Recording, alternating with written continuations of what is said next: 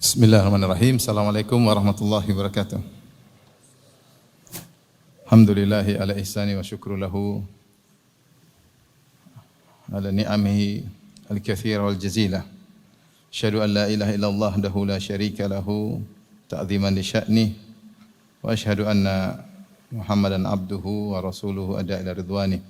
Allahumma shalli alaihi wa ala alihi wa ashabihi wa ikhwani. Hadirin dan hadirat yang dirahmati Allah Subhanahu wa taala, pada kesempatan yang berbahagia ini kita akan membahas salah satu perangai yang mulia, yaitu perangai yang disebut dengan al-wafa. Al-wafa. Al-wafa maknanya secara umum adalah adaul hukuk, yaitu menunaikan kewajiban atau menunaikan hak orang lain dengan sesempurna mungkin. Itu tidak lupa dengan kebaikan orang lain, ya. Setia dengan perjanjian yang telah disepakati, tetap mengingat orang yang pernah berbuat baik kepada kita. Ini makna-makna seputar al-wafa. Oleh karenanya disebutkan bahwasanya Al-Ghazali berkata, al-wafa huwa, kata Al-Ghazali rahimahullah taala, al-wafa adalah as-sabat alal hub wa idamatuhu ilal mauti ma'ahu, yaitu tetap tegar di atas kecintaan dan continue dengan kecintaan tersebut sampai meninggal dunia, ya, sampai orang tersebut yang kita cintai meninggal dunia. Wa ba'dal maut, bahkan setelah orang tersebut meninggal kita masih setia kepadanya. Au huwa adaul haq, atau menunaikan hak. Nanti akan dijelaskan. Jadi man al-wafa itu umum.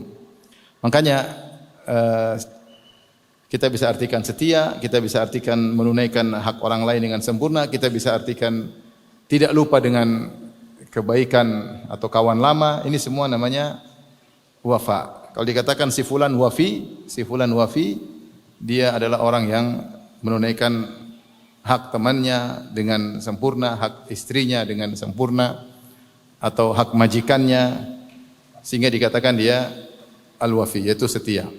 Dan kalau kita lihat dalam Al-Quran, sifat al-wafa ini banyak disebutkan dalam Al-Quran, seperti wafa terhadap nazar, yufuna bin nadri wa yakhafuna yawman kana syarruhu mustatira. Mereka menunaikan nazar, ya. Yaitu di antara bentuk wafa, kalau sudah berjanji kepada Allah untuk melakukan satu amalan, maka mereka menunaikannya. Orang yang menunaikan nazar, yaitu janji yang pernah dia janjikan kepada Allah, maka disebut al-wafi, yaitu orang yang melakukan al-wafa. Sebaliknya Allah sebutkan ciri-ciri orang munafik, sudah berjanji namun tidak melakukan. Seperti kata Allah, wa minhum man ahadallah la in atana min fadlihi lanasaddaqanna wa lanakunanna minas salihin wa lanakunna minas salihin. Falamma atahum min fadlihi bakhilu bihi wa tawallaw wa hum mu'ridun. Di antara mereka ada orang-orang yang berjanji, kalau Allah berikan kami karunia, niscaya kami akan bersedekah dan kami akan menjadi orang yang soleh. Tatkala Allah berikan kepada mereka karunia, bakhilu bihi, mereka pelit, wa tawallaw, bahkan mereka berpaling. Itu tidak menunaikan apa? Janji. Makanya di antara ciri orang beriman adalah menunaikan janji. Seperti Allah memuji Nabi Ibrahim alaihissalam, kata Allah Subhanahu wa taala, wa Ibrahim alladzi waffa. Dan Ibrahim alladzi waffa, yang telah menunaikan, ya. Menunaikan apa? Menunaikan perintah-perintah Allah dengan yang terbaik. Seperti Allah sebutkan dalam ayat yang lain, wa idz batala Ibrahim rabbuhu bikalimatin fa atammahun.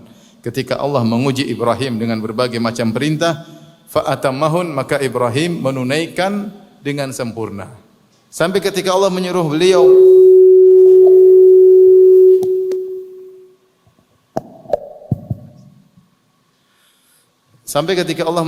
untuk menyembelih putranya, dia pun wafi, dia tetap setia dengan perintah Allah Subhanahu wa taala, maka dia pun mendatangi anaknya untuk menyembelih putranya Ismail, sebagaimana dalam kisah yang ma'ruf. Demikian juga Allah perintahkan, ya. Wafa, Allah mengatakan wa aufu bil ahdi innal ahda kana mas'ula. Dan tunaikanlah janji, sungguhnya janji itu akan diminta pertanggungjawaban oleh Allah Subhanahu wa taala.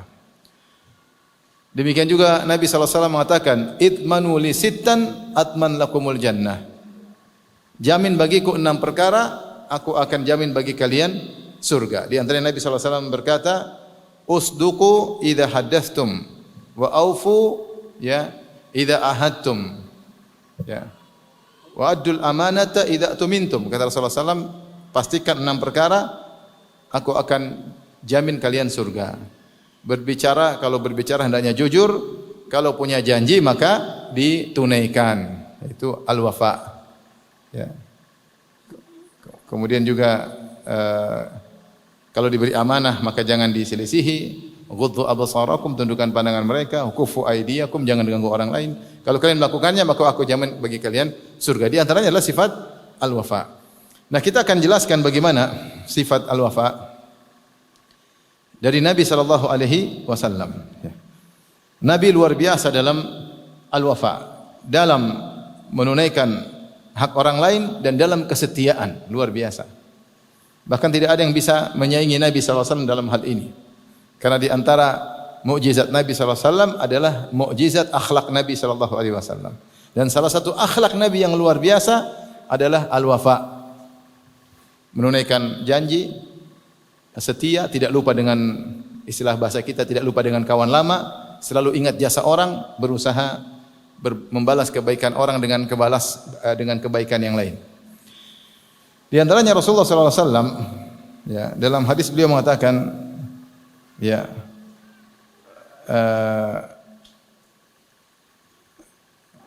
ketika Heraklius bertanya kepada Abu Sufyan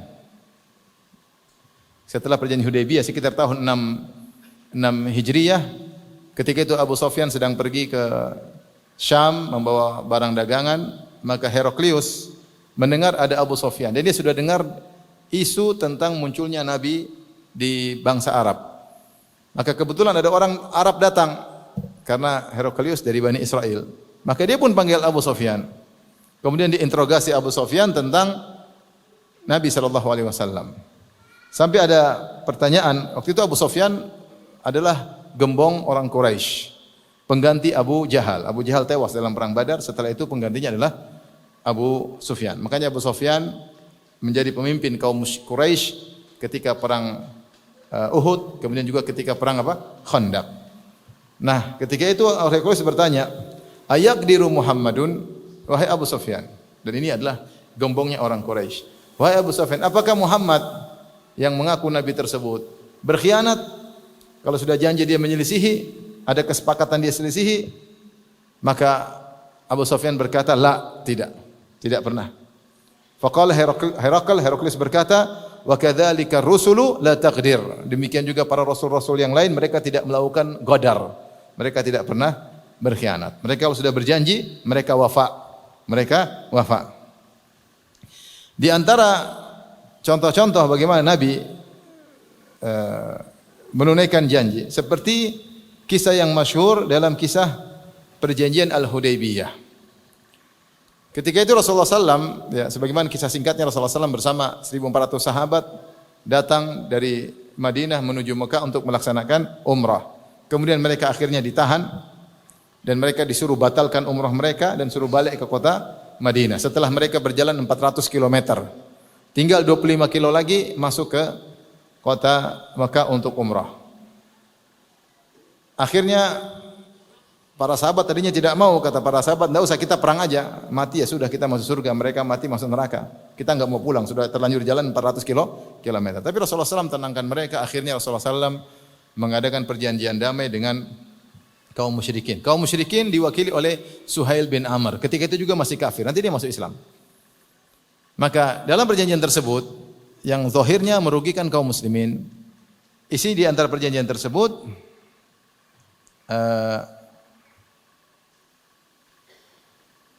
man jaa ilal muslimin min Quraisyin liyuslim raddahu al-muslimun ilaihim, ya.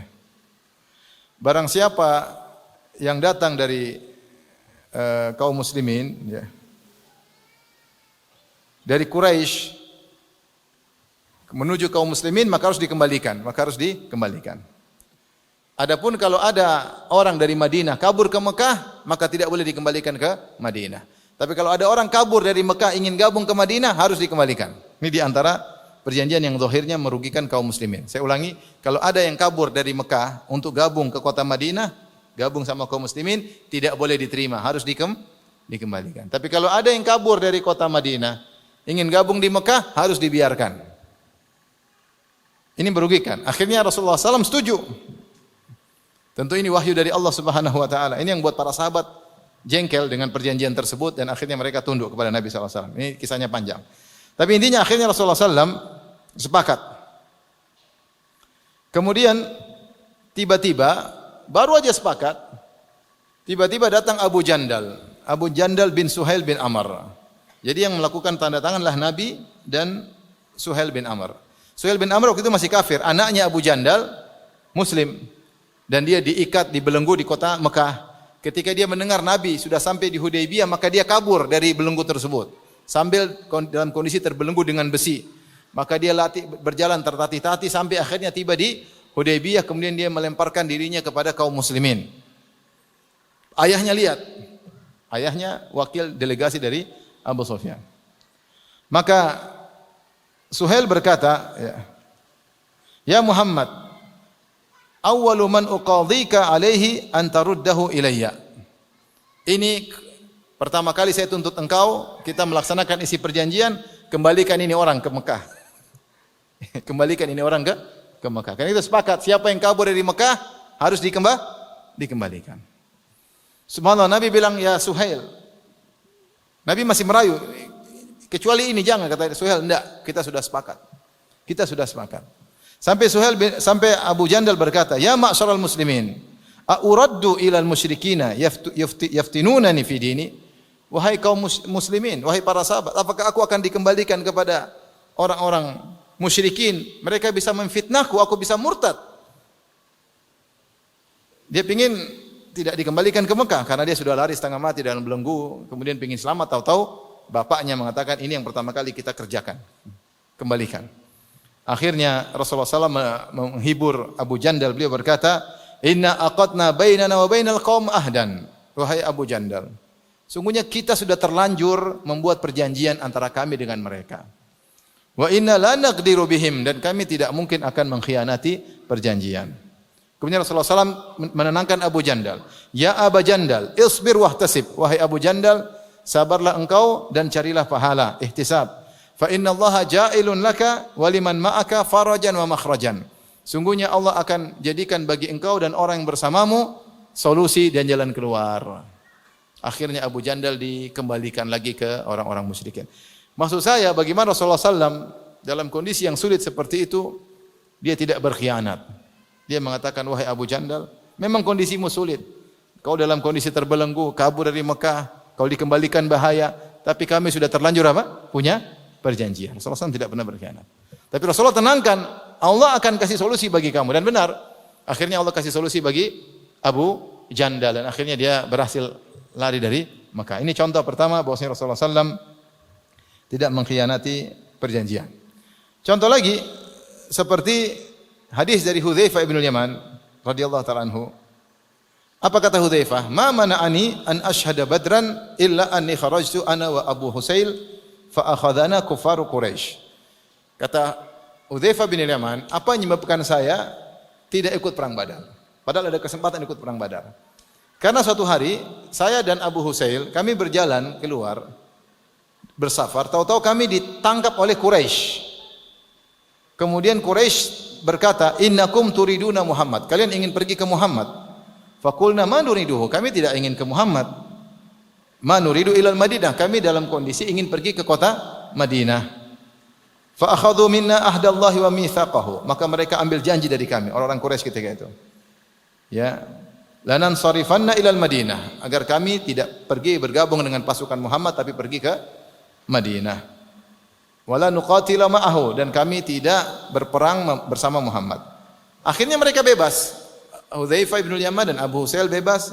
Lalu mereka mendatangi Rasulullah SAW dan kami kabarkan kabar bahwasanya kami sudah berjanji dengan orang-orang Quraisy. Maka apa kata Rasulullah SAW? insarifa, pergilah kalian, tidak usah ikut perang Badar. Nafilahum bi ahdihim wa nasta'inullaha alaihim. Pergi kalian berdua, kita tunaikan kesepakatan yang telah kalian sepakati. Padahal Rasulullah SAW lagi butuh apa? Pasukan. Tapi kalau kalian sudah terlanjur berjanji, maka tidak boleh dikhianati. Maksudnya ini contoh, Rasulullah lagi butuh kepada pasukan, namun karena dua orang ini, Abu Husail dan Hudzaifah sudah sepakat, maka Rasulullah mengatakan, sudah kalian tidak usah ikut perang, kalian pergi aja. Ini contoh bagaimana wafatnya Nabi SAW.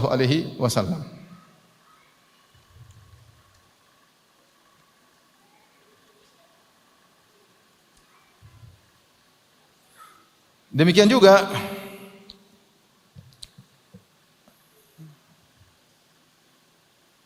di antara wafat Nabi SAW, ya, terkait dengan jasa, dan ini contohnya banyak, seperti ada dua orang utusan Musailimah Al-Kadzdzab datang kepada Nabi SAW. Maka Nabi bertanya, menurut kalian siapa Musailimah?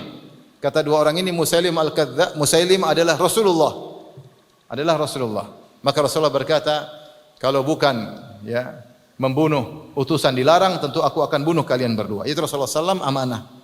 Dalam aturan kenegaraan, kalau ada delegasi tidak boleh dibunuh. Maka dia mengatakan, kalau bukan melanggar aturan, tentu aku akan bunuh kalian berdua karena menganggap ada Rasul selainku. Tapi Rasulullah SAW tidak membunuh karena hal itu melarang kode etik dalam kenegaraan di zaman tersebut. Demikian juga dalam satu hadis, ya,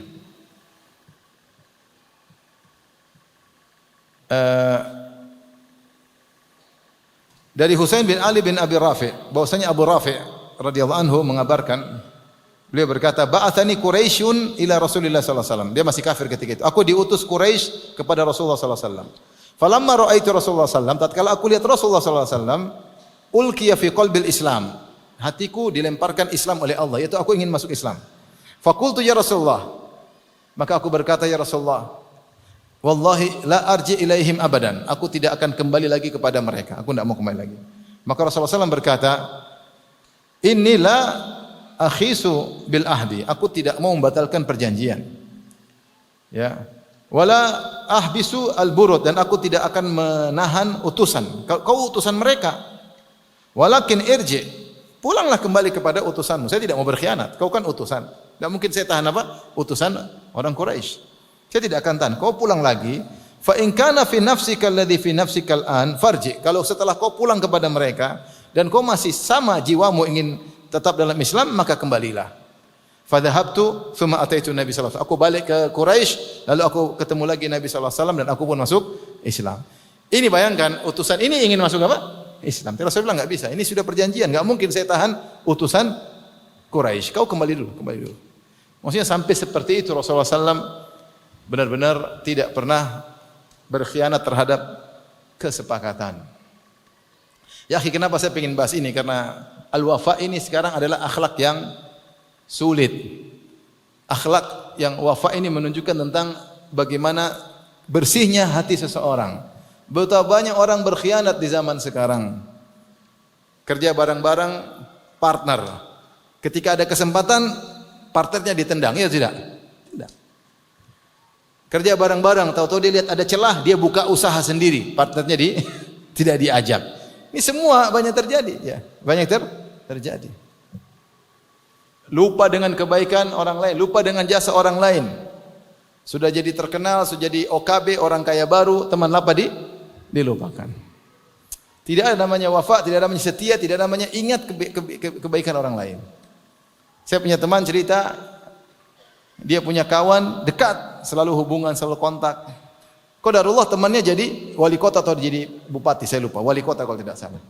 Begitu jadi wali kota, setiap dia WA tidak pernah dijawab. Padahal teman dekat, tidak pernah dijawab. Sampai akhirnya ketika dia lengser, sudah habis masa jabatannya, hari berikutnya, hari kedua, dia langsung WA teman saya lagi. Gimana kabarnya akhi? 5 tahun kemana aja? Jadi ini sifat, kenapa kita perlu bahas, karena banyak penyelisihan. Banyak kenapa masalah ribut dalam masalah keuangan, karena tidak ada wafa. Kesepakatan sudah disepakati, ternyata diselisihi. Tidak amanah, pengkhianatan. main belakang. Ini banyak. Banyak. Dan itu juga terjadi dalam keluarga. Bagaimana seorang pasangan yang lupa dengan kebaikan pasangannya, bagaimana seorang main belakang tidak diketahui oleh pasangan, macam-macam. Intinya kita perlu membahas masalah ini karena ini akhlak yang sangat mulia, yaitu al-wafa. Taib, Rasulullah sallallahu alaihi wasallam selain setia dalam menjalankan perjanjian, Nabi sallallahu alaihi wasallam juga wafa dalam mengingat kebaikan para sahabatnya. Rasulullah SAW sangat wafa. Sebelum saya sebutkan tentang ingat dengan kebaikan para sahabatnya, saya sebutkan dulu Rasulullah SAW tidak lupa dengan kebaikan bahkan orang kafir. Bahkan orang kafir. Di antara bagaimana sifat wafanya Nabi SAW tidak lupa dengan kebaikan orang kafir adalah kisah Abul Bakhtari bin Hisham.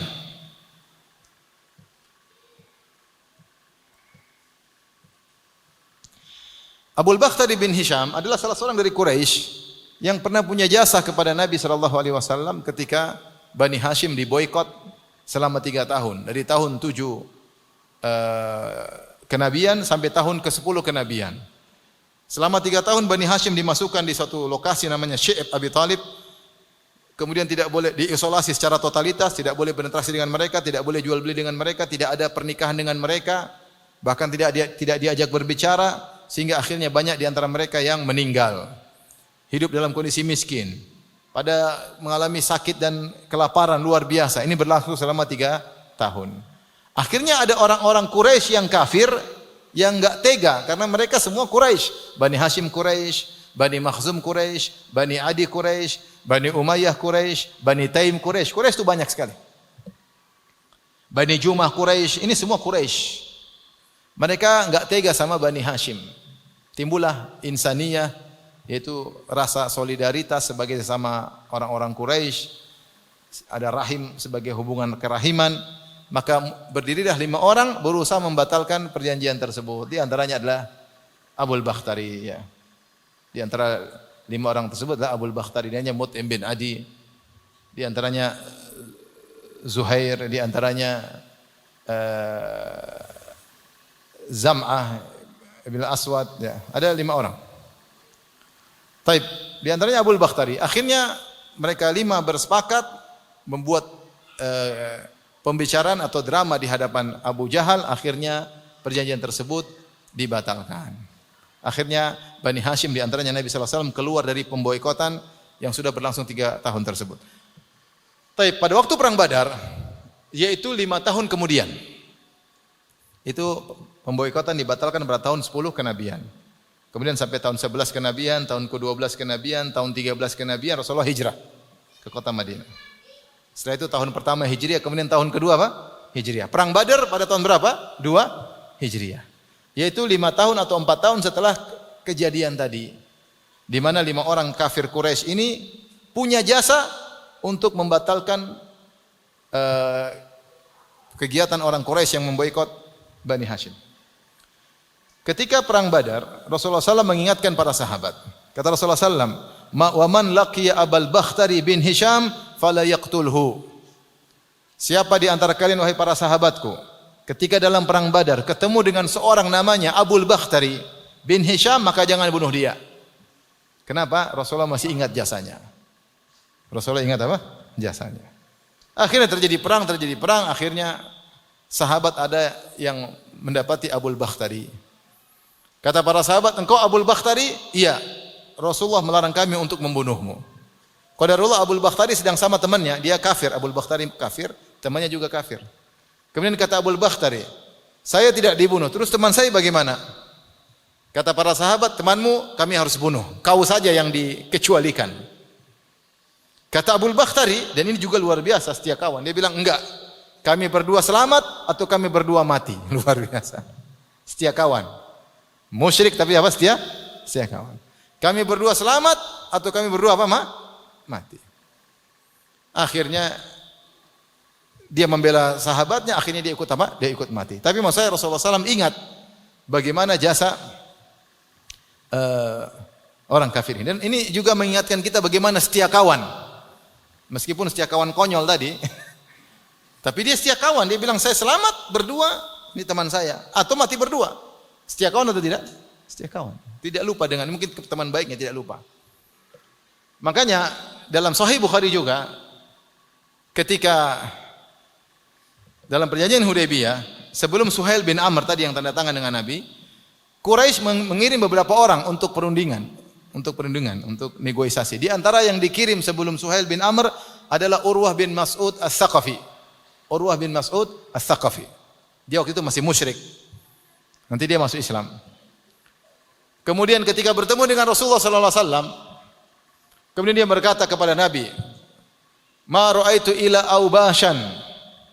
Yang saya lihat di sekelilingmu wahai Muhammad hanyalah orang campur-campur yang enggak jelas. Yang mereka kalau kau diserang, mereka akan kabur meninggalkan engkau.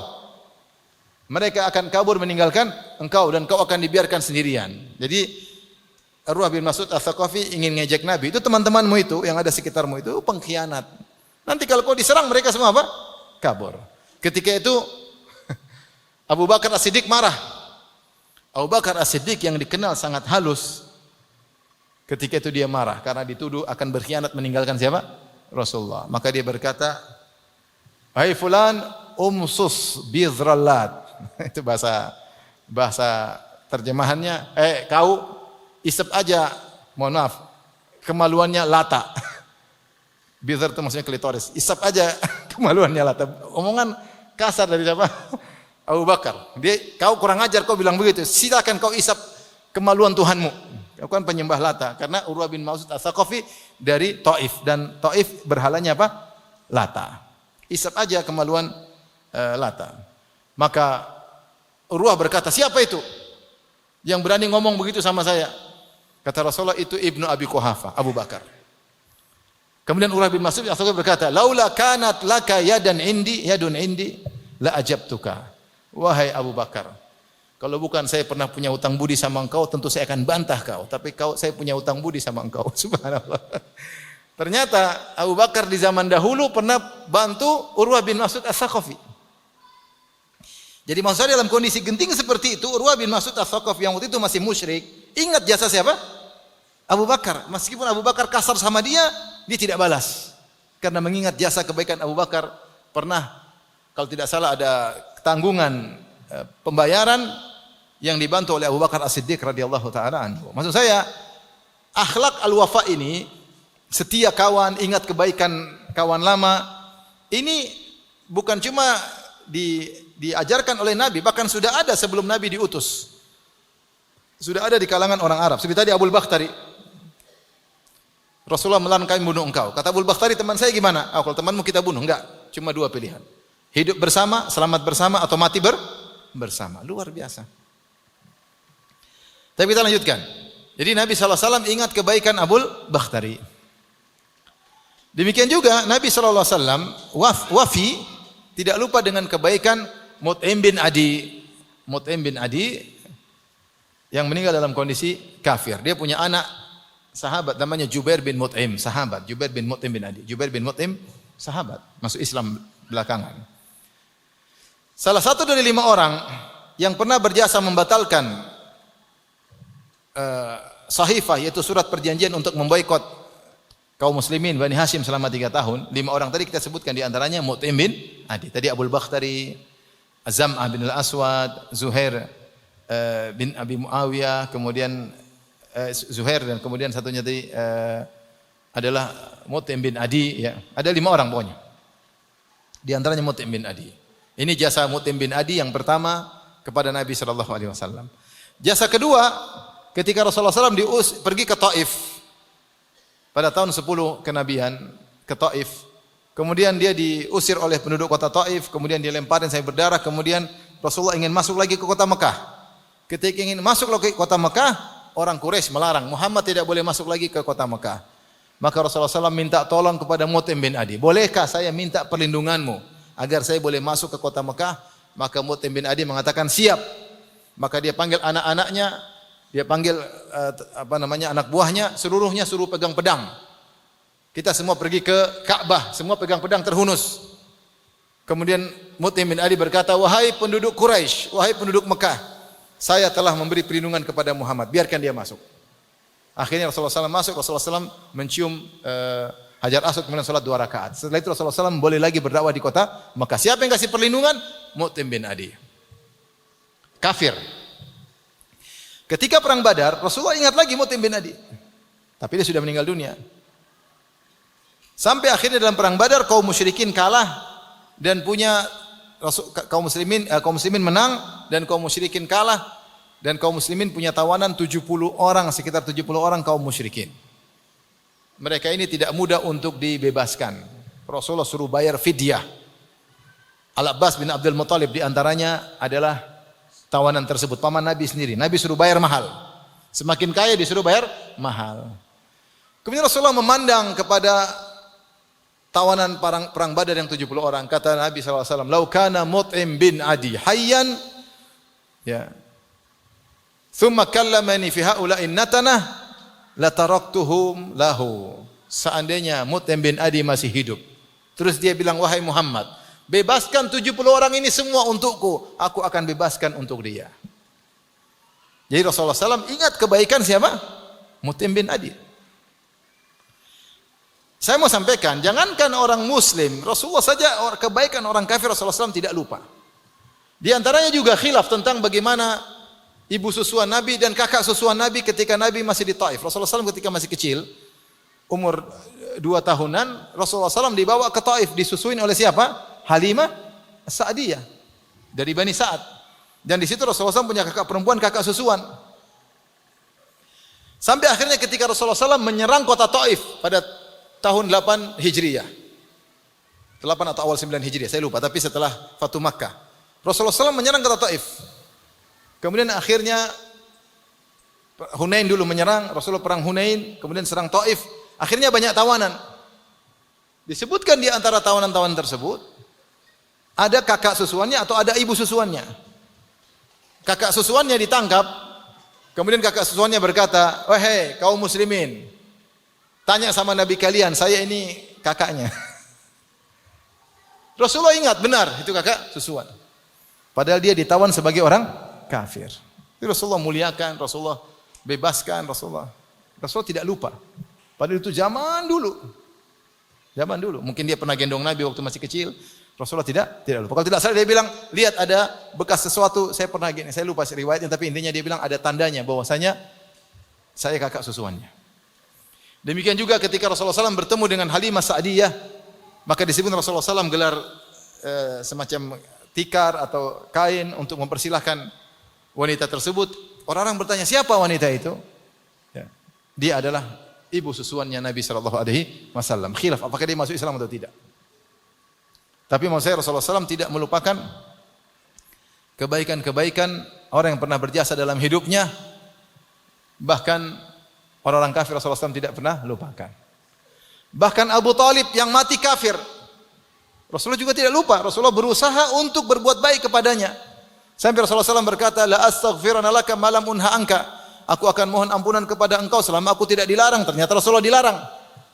Setelah dilarang, apakah Rasulullah SAW tidak doakan? Dia tetap berusaha untuk memberi syafaat kepada pamannya. Datanglah Al-Abbas, paman Nabi yang lain. Itu saudaranya Abu Talib, saudara sama-sama sebapak, yaitu Al-Abbas bin Abdul Muttalib dan Abu Talib bin Abdul Muttalib. Maka Al-Abbas berkata, "Ya Rasulullah, ya, apa yang kau lakukan? Ma yugnika an ammik, ya. Apa yang kau lakukan terhadap pamanmu? Apa yang bisa kau bantu? Kana yaghdhabu laka, kana yuhitu bika, kana yahutuka wa yaghdhabu laka." Dulu pamanmu Abu Talib marah untuk bela engkau, dia melindungimu. Kata Rasulullah SAW, "Laula ana lakana fid darkil asfali minan nar." Kalau bukan karena saya, dia sudah di neraka yang paling bawah. Maksudnya Rasulullah berdoa membantu pamannya maksimal, tapi maksimal yang bisa Rasulullah bantu, pamannya tetap di neraka, hanya saja neraka paling atas. Kata Rasulullah SAW, "Inna ahwana ahlin nari adzaban Abu Talib." Orang yang paling ringan azabnya pada hari kiamat kelak adalah Abu Talib. Wa huwa yanta'ilu bina'lain, dia memakai 2 sendal dari api minan nar, yaghli bihima dimaguhu, maka otaknya mendidih.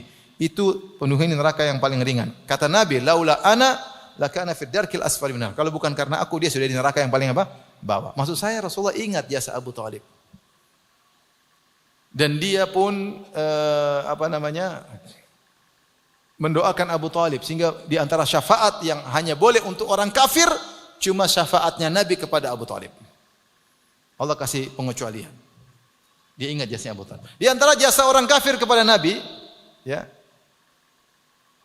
adalah Najasyi. Akhirnya Najasyi masuk Islam. Tapi Rasulullah SAW ingat Najasyi. Bagaimana Najasyi menolong para sahabat ketika para sahabat sebagian mereka harus berhijrah ke Habasyah. Siapa yang tolong? Najasyi. Seorang raja yang adil. Ketika itu dia masih musyrik. Sampai akhirnya ketika meninggal Rasulullah SAW salatkan Najasyi. Kata Rasulullah, salatkah kepada saudara kalian Najasyi. Ya. Ketika dia menolong Nabi, dia masih musyrik. Akhirnya Najasyi masuk apa? Islam. Oleh karena ini jasa Habasyah, meskipun Najasyi meninggal, dan Habasyah waktu itu Nasara, tidak datang dalam riwayat Rasulullah menyerang Habasyah, enggak ada. Rasulullah menyerang Romawi, Rasulullah menyerang Persia, tapi tidak ada riwayat Rasulullah menyerang apa? Habasyah. Bisa jadi karena jasa mereka dahulu. Padahal setelah yang masuk Islam cuma Najasyi doang, paham? Rakyatnya masih apa? Musyrik. Tapi mereka pernah punya jasa melindungi kaum muslimin. Paham? Ini kita berbicara Rasulullah tidak lupa dengan kebaikan orang-orang non-muslim. Nah, bagaimana lagi dengan kebaikan orang muslim? Di antara orang kafir yang Rasulullah SAW tidak lupakan jasanya adalah mantunya, ya, Abul As bin Rabi', ya, Abul As ibn Rabi', ya. Jadi Abul As ini, siapa Abul As? Abul As ibn Rabi', ibunya namanya Halah bintu Khuwailid. Ibunya namanya siapa? Halah bintu Khuwailid. Dia kafir, musyrik. Ketika Rasulullah SAW belum menjadi nabi, Rasulullah punya anak perempuan paling tua namanya Zainab. Kemudian adiknya namanya Ruqayyah. Adiknya lagi namanya Ummu Kulthum. Adiknya lagi namanya Fatimah. 4 orang wanita. Kemudian Rasulullah sudah terlanjur menikahkan putri-putrinya. Zainab menikah dengan Abul As bin Rabi'. Ruqayyah menikah dengan Utbah bin Abi Lahab. Utbah bin Abi Lahab. Ketika itu Khadijah yang datang kepada Nabi kasih ide, ya Rasulullah, bagaimana kalau kita nikahkan putri kita yang pertama dengan Abul As? Abul As siapa? Abul As ponakannya Khadijah. Khadijah bintu Khuwailid. Khadijah punya saudari namanya Halah bintu apa? Khuwailid. Halah ini punya anak namanya Abul As. Kemudian Khadijah punya putri namanya apa? Zainab. Jadi mereka sepupuan, paham? Mereka sepupuan nikah. Mereka sepupuan. Yang kasih ide adalah Khadijah. Ya Rasulullah, nikahkan putri kita. Akhirnya Rasul nikahkan. Ketika malam pertama, maka Khadijah lepas kalungnya, dia pakaikan kepada di kalung Zainab. Untuk malam pertama ketemu dengan Abul As. Menikahlah mereka atas pilihan Khadijah, disetujui oleh Nabi SAW. Abul As idenya Khadijah. Kemudian Ruqayyah menikah dengan sepupu Nabi, yaitu Utbah bin Abi Lahab. Abu Lahab pamannya Nabi, yang Abu Lahab bin Abdul Muttalib. Punya anak namanya Utbah, nikah sama Ruqayyah. Akhirnya orang-orang musyrikin ingin membuat Nabi sibuk agar ngurusin putri-putrinya supaya tidak sempat berdakwah. Kata mereka, asgilu Muhammadan bi banatihi. Sibukkan Muhammad dengan putri-putrinya. Ceraikan putri-putrinya biar Muhammad sibuk ngurusin sedih putrinya dicerai. Jadi mereka ingin ganggu Nabi secara mental, secara fisik. Secara fisikis. Bagaimana caranya Muhammad biar tidak sibuk berdakwah. Akhirnya mereka kasih tawaran. Sampaikan kepada mantu-mantu Muhammad. Kalau kalian menceraikan putri Muhammad, kami akan ganti dengan wanita mana saja yang kalian tunjuk. Terserah. Akhirnya Utbah bin Rabi'ah semangat. Ruqayyah dicerai. Ganti dengan perempuan yang Yang lain. Dapat duit, dapat perempuan, bonus. Mereka datang ke Abul As Ibn Rabi, wahai Abul As, ceraikan Zainab. Kata Abul As, tidak. Dia kafir. Abul As masih apa? Kafir. Tidak. Ini diingat oleh Nabi SAW. Lihat, Abul As kafir, tapi dia tidak mau menceraikan siapa?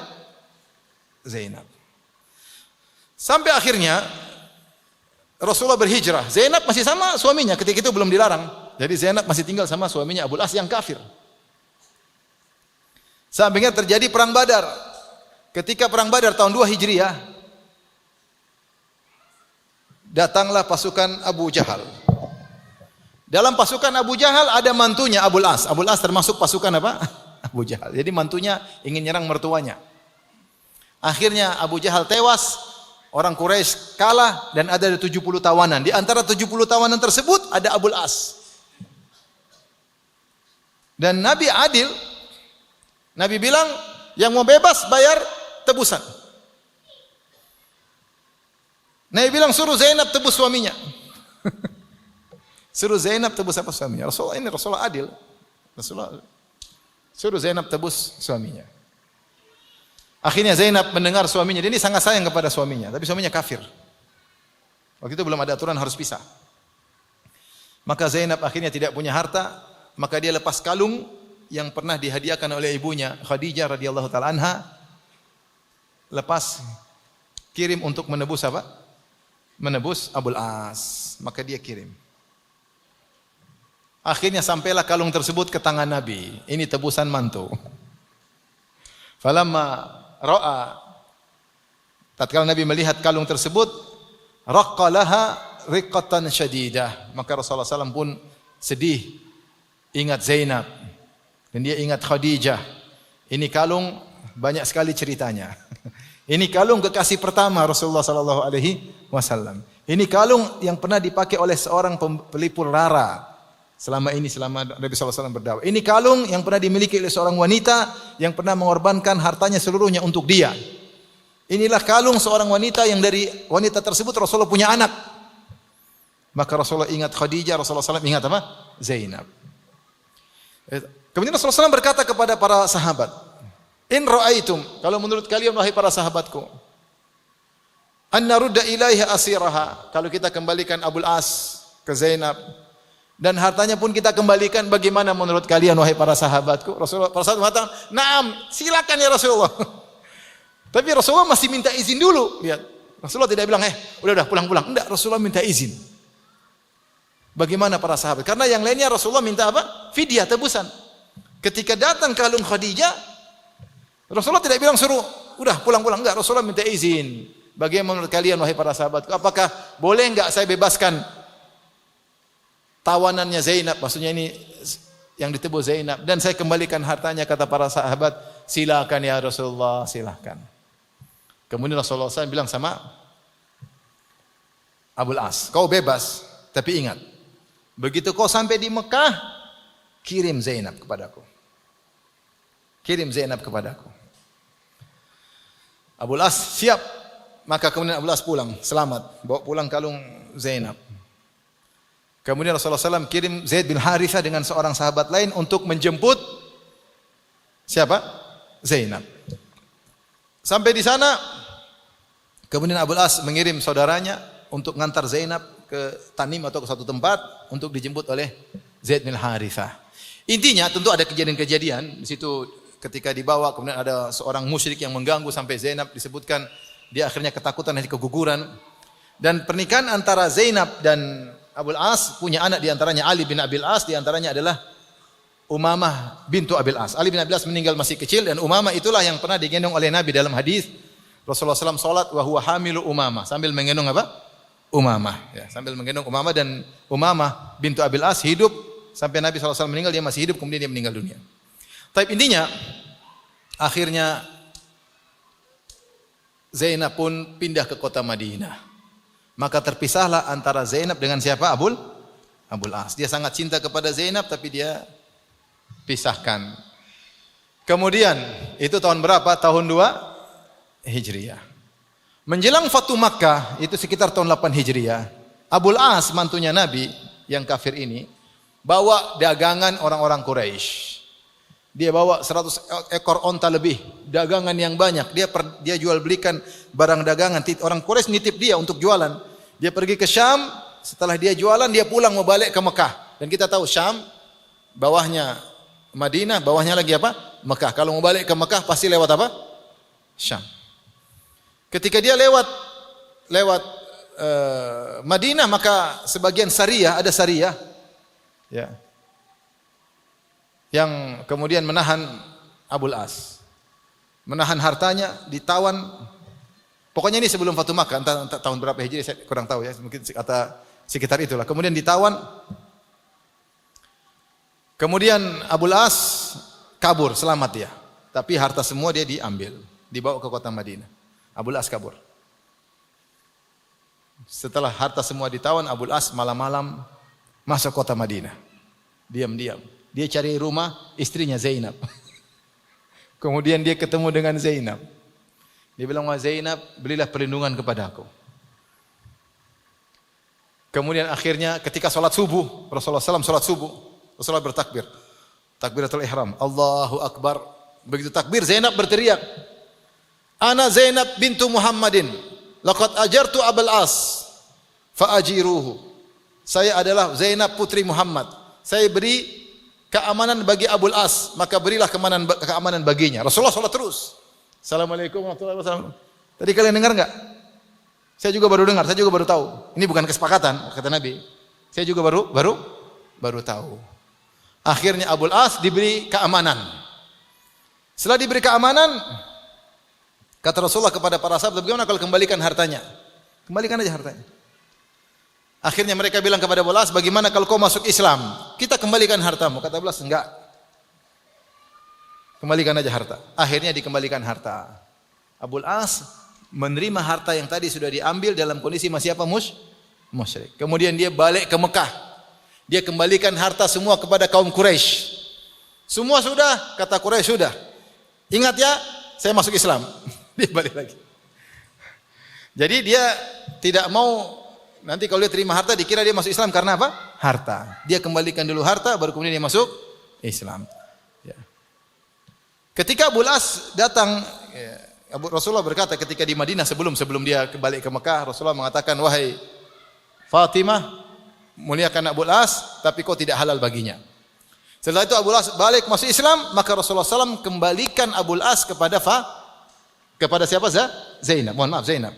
Ya. Rasulullah berkata kepada Zainab sebelumnya, "Wahai Zainab, kau tidak halal bagi Abul As karena masih musyrik." Setelah Abul As kembali ke Mekah, kemudian masuk Islam, dia balik lagi, maka kemudian kata Rasulullah SAW, "Silakan kembali lagi." Mereka hidup bersama lagi setelah terpisah sekitar berapa tahun? 5 atau 6 tahun. Kembali lagi.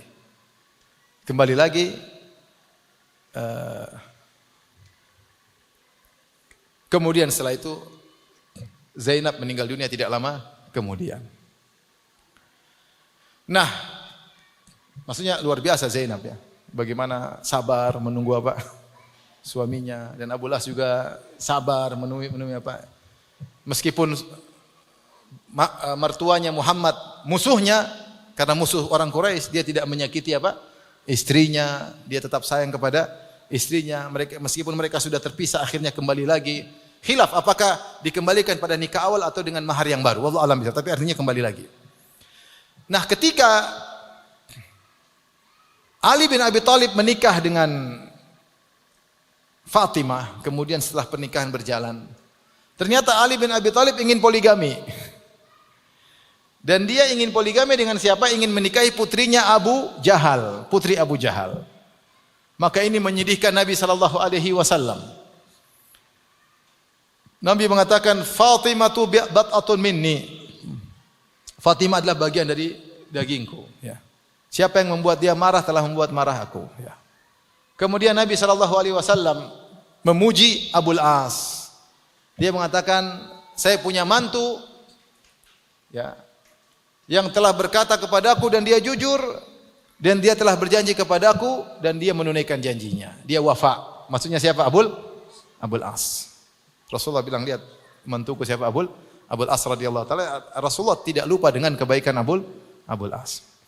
Ini contoh bagaimana Rasulullah SAW meskipun Abul As Ya, ketika kafir dan dia bilang saya akan kirim Zainab, dia jujur dan Rasulullah tidak lupa dengan kebaikan tersebut. Dan Rasulullah ingatkan tentang kebaikan Abu Lahab di hadapan para sahabat.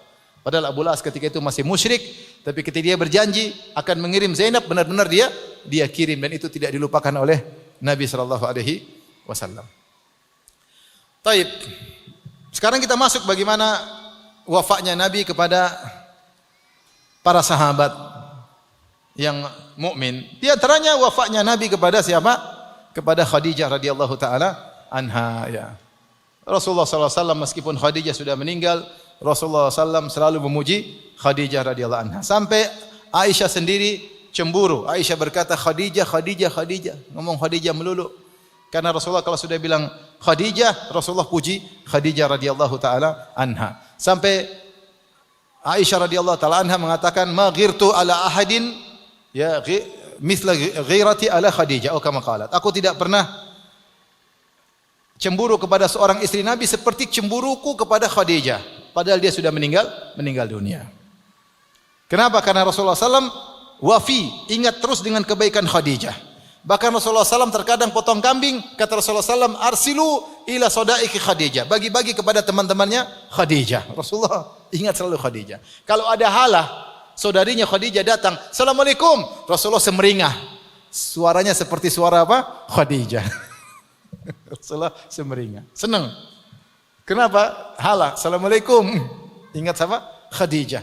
Saking sering ingat Khadijah karena kebaikannya, dan Rasulullah sampai bagi-bagi menyambung dengan teman-teman Khadijah sampai Aisyah cemburu. Aisyah berkata, ini Aisyah yang cerita sendiri. Khadijah, Khadijah, Khadijah melulu. Qad halakat fid dahar. Sudah meninggal ya Rasulullah. Ya. Ajuz, ya. Seorang wanita tua, hamra'us shidq. Sungguhnya sudah sebagian giginya ada yang tanggal, sudah tinggal gusinya, sudah tua.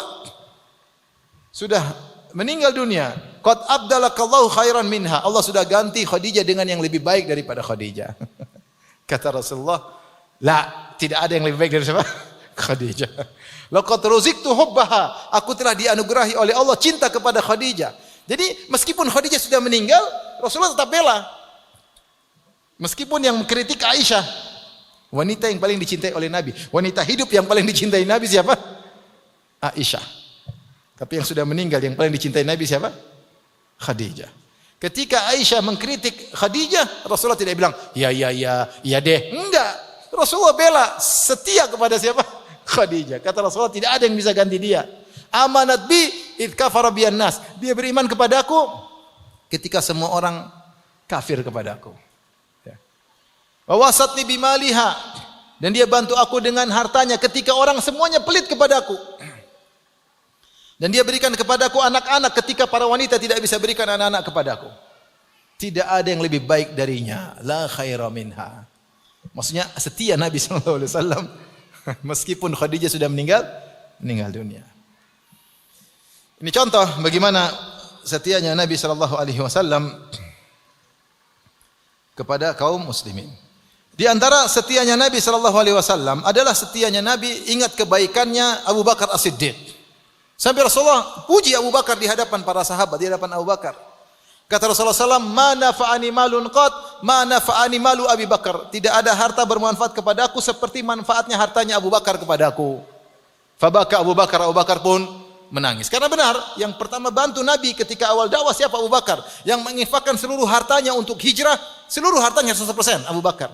Yang menginfakkan hartanya ketika perang Tabuk 100% Abu Bakar. Rasulullah mengatakan tidak ada harta bermanfaat bagiku, bagi dakwahku, bagi Islam seperti hartanya Abu Bakar. Abu Bakar pun menangis, kata Abu Bakar, mali wa nafsi, ma mali wa nafsi illa laka ya Rasulullah. Tidaklah hartaku dan jiwaku kecuali untuk Anda wahai Rasulullah. Rasulullah pernah berkata dalam hadis riwayat Tirmidzi, mali ahadin indana yadun illa waqad kafainahu. Tidak seorang pun punya jasa kepadaku kecuali setelah sudah aku balas. Ma khala Abu Bakrin, kecuali Abu Bakar aku belum bisa balas. Fa inna lahu indana yadan, sungguhnya dia punya jasa kepadaku, yukafihillahu biha yaumal qiyamah. Allah akan balas nanti pada hari kiamat. Rasulullah tidak lupa dengan kebaikan apa? Abu Bakar. Sampai Rasulullah mengaku saya belum bisa balas. Ketika dalam perang Hunain, kemudian Rasulullah bagi-bagi bagi-bagi ghanimah, kemudian orang-orang Ansar mulai khawatir. Nih, Mekah sudah ditaklukkan, Hunain sudah ditaklukkan, Taif sudah ditaklukkan. Sepertinya Rasulullah mungkin tinggal lagi di kota Mekah. Mereka sedih, mereka khawatir. Orang-orang Ansar khawatir. Ya, mereka khawatir Nabi SAW pergi ke Mekah kemudian meninggalkan mereka di Madinah, dan itu tentu membuat mereka bersedih. Maka Rasulullah SAW jelaskan kepada mereka. Rasulullah sebutkan jasa mereka. Kata Rasulullah SAW, "Ana minkum wa antum minni." Wahai kaum Ansar, aku dari kalian dan kalian adalah dariku. Itu kita satu kesatuan. Uharibu man harabtum, aku memerangi siapa yang kalian perangi. Wa usalimu man salamtum, dan aku berdamai dengan siapa yang kalian damai dengannya. Kemudian Rasulullah berkata kepada kaum Ansar, "Lau salakan nasu wadiyan aw sya'ban la salaktu wadiyakum wa sya'bakum." Kalau orang-orang berjalan melewati suatu lembah mereka dan melewati jalan-jalan di antara gunung mereka, maka aku akan melewati jalan yang dilewati oleh kalian dan lembah-lembah kalian. Antum syiar wan nasu dithar. Kalian adalah pakaian yang pertama kali melengket pada kulit. Jadi syiar yaitu pakaian yang langsung nempel pada tubuh, dithar yaitu pakaian kedua. Kata Nabi SAW, kalian adalah syiar, yaitu sangat dekat dengan Nabi. Ibarat seperti pakaian yang langsung melengket pada kulit Nabi. Adapun orang lain seperti pakaian lapisan kedua. Kalian lebih dekat. Ini Rasulullah memuji kaum Ansar. Walaulal hijrah lakuntum ra'an minal ansar. Kalau bukan karena hijrah, saya termasuk kaum Ansar. Cuma saya kan muhajirin. Thumma rafa yadayhi hatta inilah ara ma tahta mankibaihi. Kemudian Rasulullah SAW mengangkat kedua tangannya, kemudian dia berdoa sampai kelihatan apa yang di bawah kedua pundaknya. Rasulullah berkata, "Allahumma ighfir lil ansar." Ya Allah, ampunilah kaum Ansar. Wali abna'il ansar, ampunilah anak-anak Ansar. Wali abna'il ansar, kau ampunilah cucu-cucu Ansar. Ama tardawna an yadhhaban nasu bisyah wal ba'ir wa tadhhabuna bi Rasulillah? Apa kalian tidak suka orang-orang pergi bawa ghanimah, bawa onta, bawa kambing, sementara kalian pulang bawa aku ke kota Madinah? Fabakal kaum, maka orang-orang pun menangis sampai kaum Ansar menangis sampai membasahi janggut mereka. Kemudian mereka wansarafuhum yaqulun, kemudian mereka pergi, mereka berkata, radina billahi wa bi rasulihi hadzan wa nasiban. Kami ridha kepada Allah dan kami ridha Rasulullah bersama kami. Maksud ana Rasulullah tidak lupa dengan kaum Ansar. Ketika Rasulullah SAW akan meninggal dunia, Rasulullah berkata, usikum bil ansar, aku wasiatkan kalian untuk berbuat baik kepada kaum Ansar. Ya. Mereka adalah orang-orang terdekatku, orang-orang khususku. Waqad qadaw alladhi alaihim, mereka telah menunaikan kewajiban mereka. Wa baqiyal ladzi lahum, dan tinggal hak mereka. Faqbalu min muhsinihim, terimalah dari orang-orang baik di antara mereka. Wa tajawazu an musiihim, kalau ada salah di antara mereka, maafkanlah, kata Nabi sallallahu alaihi wasallam. Jadi habis waktu ya. Jadi ini ikhwan dan akhwat yang dirahmati Allah Subhanahu wa taala. Contoh bagaimana wafaknya Nabi sallallahu alaihi wasallam, tidak lupa dengan kebaikan kawan, bahkan kebaikan orang kafir beliau tidak lupa, dan beliau kalau sudah buat perjanjian beliau tidak akan pernah mengkhianati. Nah, kita lihat bagaimana dengan diri kita, bagaimana kondisi kaum muslimin ya. Sering terjadi cekcok di antara kaum muslimin dalam masalah muamalah. Kenapa? Karena tidak wafa. Tidak wafa. Katanya ikhwan, tetapi ternyata afwan akhi. Tidak wafa. Dalam muamalah duit sering tidak wafa. Kemudian betapa banyak orang lupa dengan kebaikan kawan lama. Banyak. Di antara yang menakjubkan, Al-Imam Az-Zahabi rahimahullah ta'ala dalam kitabnya Al-Kabair membuat suatu bab tentang dosa besar, judulnya Kabiratu Kufran Nikmati Al-Muhsin. Dosa besar lupa atau mengingkari kebaikan orang yang pernah berbuat baik. Jadi lupa dengan kebaikan kawan. Lupa. Mentang-mentang dia sudah terkenal, mentang-mentang dia sudah punya kawan baru, kawan lama yang punya jasa bagi dirinya dalam kehidupan yang dulu, dia telah lupakan. Dia telah lupakan. Ini kejadian banyak. Tentu hal ini tidak pantas ya. Kita dalam hidup ini banyak kawan-kawan kita yang punya jasa dalam kehidupan kita. Bahkan ketika mungkin kita masih jahiliyah. Saya punya kawan, Dia sekarang miliarder, bahkan dia pernah bilang, Ustaz saya punya proyek sampai 1, sekian triliun, orang kaya. Dulu dia miskin, bahkan dia tukang batu. Sampai dia cerita suatu hari saya pernah kerja, kemudian mata saya kemasukan serbuk besi. Saya masih jadi tukang. Kemasukan serbuk besi. Kemudian ada kawan saya, dia baru beli sepatu dan saya tidak bisa berobat, tidak punya uang. Akhirnya kawan saya tersebut jual sepatu barunya, dia beli obat untuk mengobati mata saya. Akhirnya saya sembuh.